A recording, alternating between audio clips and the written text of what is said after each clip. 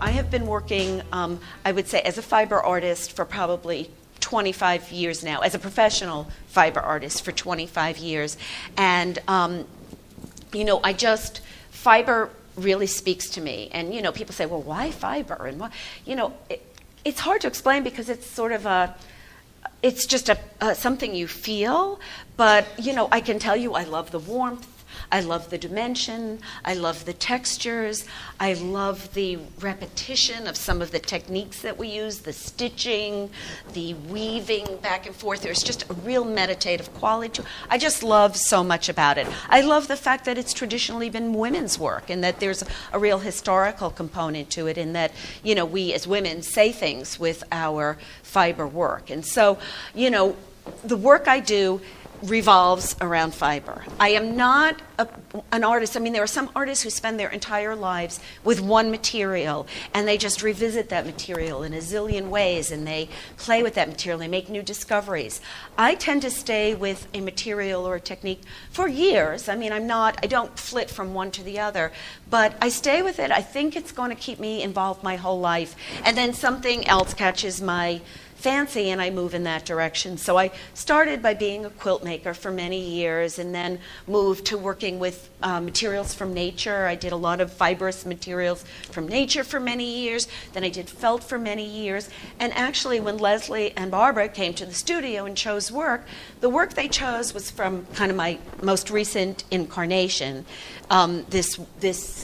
You're looking at a few series here, but they're all stem from a certain period of creation that I will just tell you a little bit about, and then I'll wrap it up because I must be getting close to my my time limit here. But about a number of years ago, as a worker with materials and as a fiber artist, there are so many techniques that intrigue me. There are so many materials that intrigue me. And when you're working to, fill your galleries and do your shows, sometimes you don't have a chance to really explore some of the many, many, many, many ideas that are going on in your head. And so, one morning as I woke up, which is when I have all of my good ideas, is just as, the day before is gone and the day to start hasn't started yet, and new ideas come in. I got a vision of a project that I wanted to do, and I envisioned these small shadow boxes. You'll see some of them around the corner. And it was a big birthday year for me, which we know we've all had a few of those. But this was a big one. I won't even say which one. But I decided that I wanted to, for that birthday year, fill a box a week over the course of that year, each one utilizing some technique that I had not used or some material that I had not used. And it really coincided nicely with the retirement of my husband, who is he was an avid woodworker, and so he was looking for projects, and I said, can you build me 52 boxes? And he said, sure. Which has since turned into any box you see here, he built. But it started with the 52, and he's a perfectionist, and so I could just leave that in his hands. And he did. He built me these 52 boxes. I had a journal that I kept, and I just wrote down, every time I had an idea, I wrote it down. And often it was just a word. I don't work with sketches. I don't work with intention. I really related to something Susan was talking about when you gave your little talk in the beginning, that you start with the material and it starts speaking to you. And that is what I find. So I didn't really have sketches, but I had a word. And a word might have been Q-tips. And, even before I started, I had probably over 100 ideas there in the book. And so then how it proceeded is that I every week would start, I would open my book where I put all these ideas, and one of them would jump out at me, and that would become my idea for the week. And my intention initially with these 52 boxes was not necessarily to make a piece that I would show in exhibits. It was certainly not to make a piece that I would sell any work, because it was going to be a diary of a year of my life. But very soon on, I realized that each week I wanted to make a fully realized piece. I didn't want it to be a scribble. I wanted it to be a fully realized piece.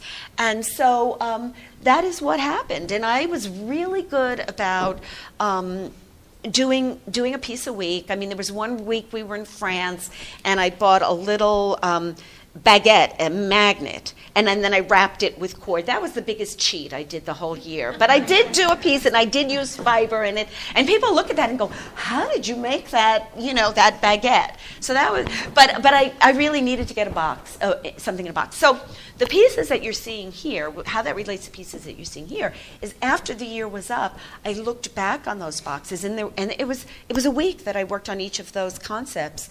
And there were so many of them that I wanted to explore further. And so most of the years since that, it's been a few years, not a lot, but what has come since then is that I've gone back to some of the boxes and explored them more fully. And so the boxes have led to more fuller explorations of a few things. And what I did, just so that you see, I brought the three original boxes that relate to the work in this show, just to see you. So the first piece that I did with Q-tips was this box, and I absolutely find them a fantastic art material. See it? And so from there, I did this piece. Oh, you can't see it over there? Here you go. I'm doing it all for the photographer. I'll leave these out by the work so that you can come by and take a closer look. So this was my Q-tip piece, and at this point, you'll see two of my Q-tip pieces, but there's a whole series of Q-tip pieces and exploring Q-tip pieces. I buy them by the caseload. I know where you can get the cheapest Q-tips, so if anyone needs Q-tips. The second piece I did was with felt. I have worked a lot with felt, with sculpture felt, but this was the first piece that I did in this series, and you'll see that there's another piece in this series that's over there. I have a system for making the felt sculptural, and so I really enjoyed doing this piece. I enjoyed looking at it, and I had a lot of ideas for taking that a bit further. Susan, can you see? I got to get all the way over to Susan. But I will leave them out so you can see it. And then the third piece is this piece. And this material here that I used is called cotton twill tape. This is what it is. It's cotton twill tape. I'm not a functional sewer, so I don't know exactly what it's used for, but I know people who sew use this. Do you know, Liz or Missy, you know what this is used for? Use it for binding. Binding, okay. But it's cheap, and it's, and so this piece here, and, this piece there and the 25 pieces on the wall there are all part of a series that I call Singular Stories from a Sizable Spool. And so this is my sizable spool, and all the pieces in the series, apart from this one also has makeup pads, but the others are only made of twill tape. And it's just a challenge to me, like how many ways can we take this very mundane material and manipulate it to create art, and that series I will probably be working on for the rest of my life, because it's endless. It's endless. And so that was the birth of those three pieces. There are, as I say, 52 pieces in the series. Many of them are very colorful. I work in color too, but these are the ones that Barbara and Leslie chose, and that's where they came from. So I believe I can take a couple of questions. You tell us when we need to stop, and then I'll be here. 2 questions. Yes. What kind of color do you use when you want to color it? I don't color that. No, but I use color tape. No, I don't. This series is completely with the white tape. If you wanted color, use it, some of them. Well, they're not the tape pieces. They're other pieces. I'm going to give you my card that has a little shot of the whole series. I mean, some of them are colored silk. Some of them are colored. Okay. It's different materials. It's all different materials. Yeah. Yes. You talked about the story when you went with your grandmother at the beach, and because I see shells when I look, and I'm wondering if that was a huge influence on your art. Because well, a lot of people see the ocean. a lot of people see the ocean in my work. And like I say, I don't try to recreate things from the ocean. I don't try to recreate anything. But perhaps, I mean, I grew up in New York City. Nature was Central Park, but I did spend my summers by the ocean.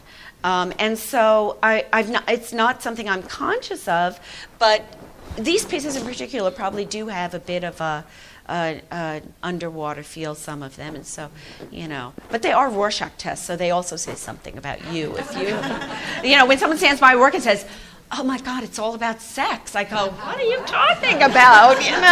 That is not me. That is you. Thank you.